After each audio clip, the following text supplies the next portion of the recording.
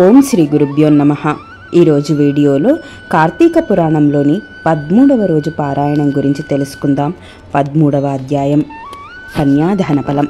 వశిష్ఠ ఉవాచ: రాజా, ఎంత చెప్పినా తరగని ఈ కార్తీక మహత్య మహాపురాణంలో కార్తీక మాసంలో చేయవలసిన ధర్మాల గురించి చెబుతాను. ఏకాగ్రత చిత్తంతో విను. తప్పనిసరిగా చేయవలసినవి, చేయకపోవడం వలన మహాపాపం కలిగించేవి అయిన ఈ కార్తీక ధర్మాలన్నీ కూడా ఆ తండ్రి అయిన బ్రహ్మదేవుడి ద్వారా నాకు బోధింపబడ్డాయి. నాకు ఇప్పుడు వాటిని వివరిస్తూ ఉన్నాను. జనక రాజేంద్ర, ఈ కార్తీక మాసంలో కన్యాదాన, ప్రాతస్నానాలు, యోగ్యుడైన బ్రాహ్మణ బాలకులకు ఉపనయనం చేయించడం, విద్యాదాన, వస్త్రదాన, అన్నదానాలు ఇవి చాలా ప్రధానమైనవి. ధనం చేత పేదవాడు, గుణం చేత యోగ్యుడు అయిన బ్రాహ్మణ కుమారుడికి కార్తీక మాసంలో వడుగు చేయించి దక్షిణ సమర్పించడం వలన పూర్వజన్మాల పాపాలు కూడా తొలగిపోతాయి. ఆ విధంగా తమ ధనంతో ఉపనయనం చేయబడిన వాడు చేసే గాయత్రి జపం వల్ల దాత యొక్క పంచమహాపాతకాలు నశించిపోతాయి. 100 రావి చెట్లు నాటించిన, 100 తోటలను వేయించిన, 100 నూతులను దిగుడు బావులను నిర్మించిన, 10,000 చెరువులను త్రవ్వించిన వచ్చే పుణ్యం ఎంతైతే ఉంటుందో అది పేద బ్రాహ్మణ బాలుడికి ఉపనయనం చేయించడం వలన కలిగే పుణ్యంలో 16వ వంతు కూడా సమానం కాదు. ముఖ్యమైన విషయం గుర్తించుకో. మాఘ్యాం వై మాధవా వే మాసి చోత్తమం మౌంజి బంధనం కారాయుష్యంతి తే రాజః దానం తత్వాతు కార్తికే. కార్తీకంలో ఉపనయన దానం చేసి తర్వాత వచ్చే మాఘంలోని, వైశాఖంలోని ఉపనయనం చేయించాలి. సాధువులు పేద బ్రాహ్మణ బాలకులకు ఉపనయనం చేయించడం వలన అనంత పుణ్యం కలుగుతుందని ధర్మవేత్తలైన మునులు అందరూ కూడా చెప్పారు. అటువంటి ఉపనయనానికి కార్తీక మాసంలో సంకల్పం చెప్పుకొని పలానా వారికి నేను నా ద్రవ్యంతో ఉపనయనం చేయిస్తున్నాను అని వాగ్దానం చేయడం వలన కలిగే సత్ఫలితాన్ని చెప్పడానికి సర్వలోక వాసులకు కూడా సాధ్యం కాదని తెలుసుకో. జనక నరపాల, ఇతరుల సొమ్ముతో చేసే తీర్థయాత్రలు, దేవ బ్రాహ్మణ సమారాధనల వలన కలిగే పుణ్యం ఆ ధనదాతలకే చెందుతుందన్న విషయం జగమంతా తెలిసిందే కదా. కార్తీక మాసంలో తమ ధనంతో ఒక బ్రాహ్మణ బాలుడికి ఉపనయనంతో పాటు వివాహం చేయించడం వలన దాని పుణ్యం మరింతగా ఇనుమమడిస్తుంది.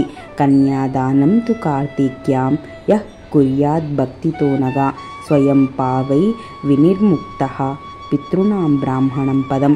కార్తీకంలో కన్యాదానం ఆచరించిన వాడు స్వయంగా వాడు తరించడమే కాక వాడి పితరులందరికీ కూడా బ్రహ్మలోక ప్రాప్తిని కలిగించిన వాడు అవుతాడు. ఇందుకు నిదర్శనంగా ఒక ఇతిహాసాన్ని చెబుతాను విను.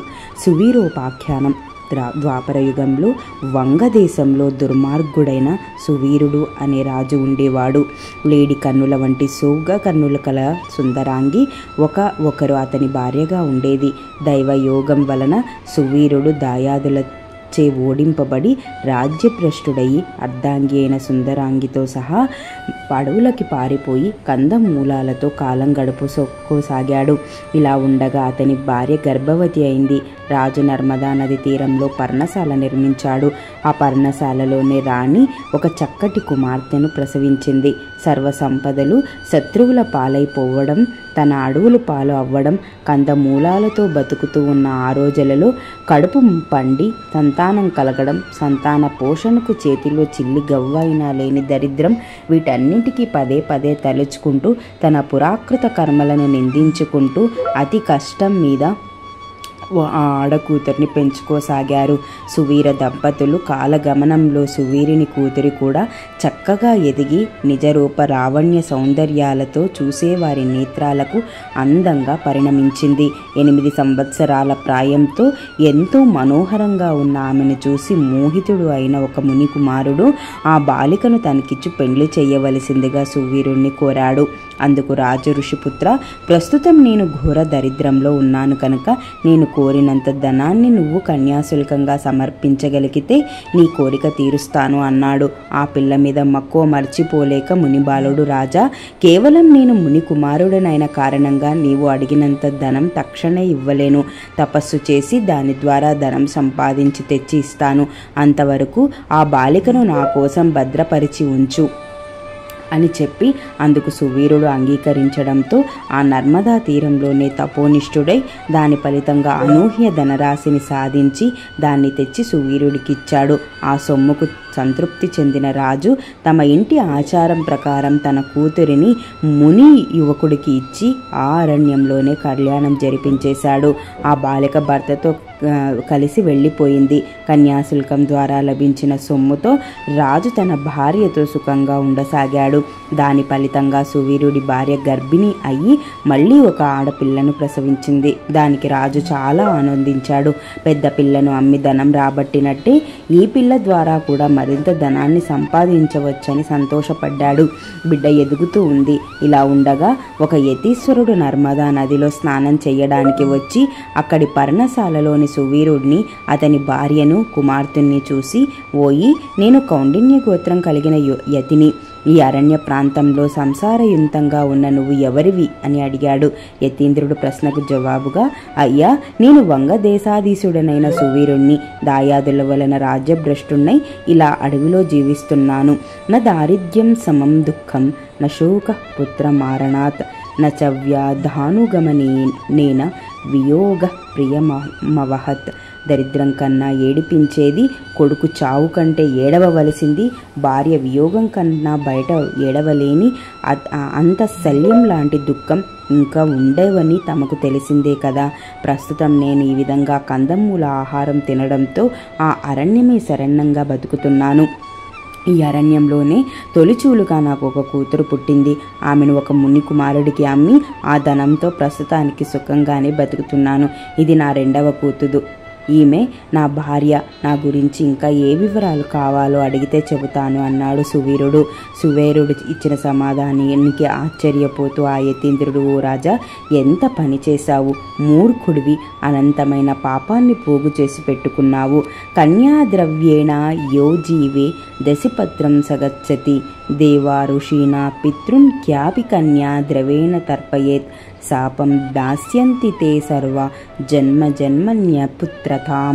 ఆడపిల్లని అమ్ముకొని అలా వచ్చిన డబ్బుతో జీవించేవారు మరణం తర్వాత అసిపత్రం అనే నరకాన్ని పాలవుతారు.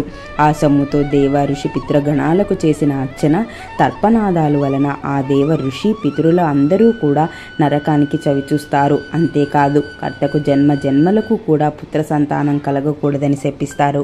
ఇక అలా ఆడపిల్లలను అమ్ముకొని జీవించడమే వృత్తిగా పెట్టుకున్న వాళ్ళు ఖచ్చితంగా రౌరవ నరకంలో పడతారు అన్నారు. రాజా, సర్వేషా ఏ పాపానం ప్రాయశ్చిత్తం విదుర్బుధః, కన్యా విక్రయశీలస్య ప్రాయశ్చిత్తం నచోదితం.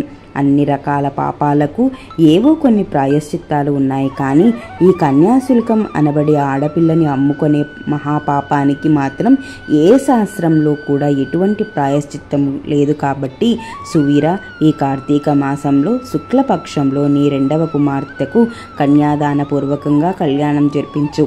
కార్తీక మాసంలో విద్యా తేజస్శీల యువకుడు అయిన వరుడికి కన్యాదానం చేసిన వాడు గంగానది సమస్త తీరాలలోనూ స్నానదానాలు చేయడం వలన కలిగే పూజ్యాన్ని, తోచిన దక్షిణ సమేతంగా అశ్వమేధాల్లాంటి యాగాలు చేసిన వాళ్ళు పొందే సత్ఫలితాన్ని పొందుతాడు అని హితబోధ చేశాడు. నీచ బుద్ధితో కూడుకున్న ఆ సువీరుడు ఆ సజ్జనుడి బోధనలు కొట్టిపారేస్తూ, బాగా చెప్పావయ్యా బాపడా, పుట్టినందుకు గాని పుత్రాధార గృహ క్షేత్ర వాసోవాసు లంకారాలతో ఈ శరీరాన్ని పుష్టిగా ఉంచి సుఖించేలా గాని ధర్మం ధర్మం అంటూ కూర్చుంటే ఎలాగా? అసలు ధర్మం అంటే ఏమిటి? దానం అంటే ఏమిటి? ఫలం అంటే ఏమిటి?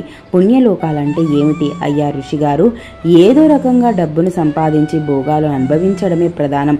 పెద్ద పిల్ల విషయంలో కంటే అధికంగా ధనం ఇచ్చేవాడికే నా చిన్నపిల్లను కూడా ఇచ్చి పెండ్లి చేసి నేను కోరుకునే సుఖదుఖాలను అన్నీ అనుభవిస్తాను. అయినా నా విషయంలో అన్నీ నీకెందుకు? ఈ దారిన నువ్వెళ్ళు అని కసిరికొట్టాడు. అంతటితో ఆ యతీంద్రుడు తన దారిన తాను వెళ్ళిపోయాడు. శృతకీర్తోపాఖ్యానం. ఆ సువీరుడు పూర్వీకులలో శృతకీర్తి అనే ఒకడు ఉండేవాడు. సమస్త ధర్మంగా ప్రవర్తించిన 100కు పైగా యాగాలు చేసినవాడు. అయినా శృతికీర్తి తన పుణ్య కార్యాల వలన స్వర్గంలో ఇంద్రుడు మిగిలిన వారిచే గౌరవించబడుతూ సమస్త సుఖాలను అనుభవిస్తున్నాడు. సువీరుడికి యముడు విధించిన శిక్ష కారణంగా యమదూతలు స్వర్గం చేరుకొని అక్కడ సుఖపడుతున్న శృతికీర్తి యొక్క జీవుడిని పాశబద్ధుడని చేసి నరకానికి తీసుకుపోయి వచ్చారు.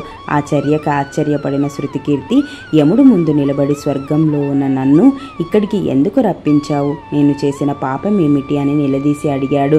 మందహాసం చేశాడు ఆ మహాధర్ముడు. ఇలా చెప్పడం మొదలుపెట్టాడు. శృతికీర్తి, నువ్వు పుణ్యాత్ముడవే, స్వర్గ అర్హుడవే.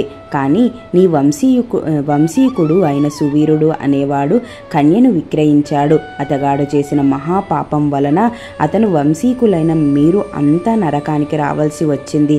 అయినా వ్యక్తిగతంగా అత్యధిక పుణ్యాత్ముడివి అయినందువలన నీకు ఒక అవకాశం ఇస్తున్నాను. పరమ పాపకృత్యం చేసిన సువీరుడి 2వ కుమార్తె నర్మదా నదీ తీరాన గల పర్ణశాలలో తన తల్లితో జీవిస్తూ ఉంది. ఆ బిడ్డకి ఇంకా వివాహం కాలేదు. కాబట్టి నువ్వు నా అనుగ్రహం వలన దేహివై అక్కడికి వెళ్ళి అక్కడ మునులకు ఆ విషయాన్ని చెప్పి కార్తీక మాసంలో ఆ బాలికకు యోగ్యుడైన వరుణ్ణిచ్చి కన్యాదాన విధంగా పెళ్లి జరిపించు. శృతికీర్తి ఎవరైతే కార్తీక మాసంలో సర్వాలంకార భూషితైన కన్యను యోగ్యుడైన వరునికి దానం చేస్తాడో వాడు భూలోకాధిపతి అయి అర్హుడు అవుతాడు.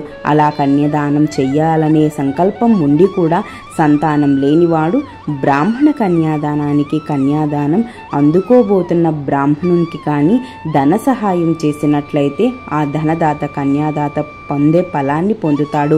అంతేకాదు స్వలాభాపేక్ష ఆశించకుండా 2 పాడి ఆవులను చెల్లించి కన్యను కొని ఆ కన్యకు చక్కటి వరుడు ఇచ్చి పెళ్లి చేసేవాడు కూడా కన్యాదాన ఫలాన్నే పొందుతారు. కాబట్టి ఓ శృతికీర్తి, నీవు తక్షణం ఈ భూలోకానికి వెళ్ళి సువీరుడిని 2వ కుమార్తెను ఎవరైనా సద్బ్రాహ్మణునికి కన్యా మూల్యంగా దానం చేసినట్లయితే దాని ద్వారా నువ్వు నీ పూర్వీకులు ఈ సువీరుడు ఇతరులకు నరకం నుండి విముక్తి పొందుతారు అని చెప్పాడు.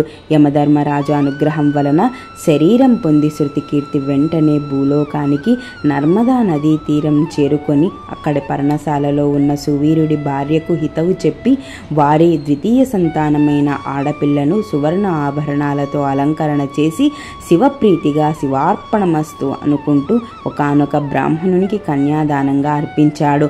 ఆ పుణ్యం మహిమ వలన సువీరుడు నరకపీడ విముక్తుడు అయి స్వర్గం చేరి సుఖించసాగాడు.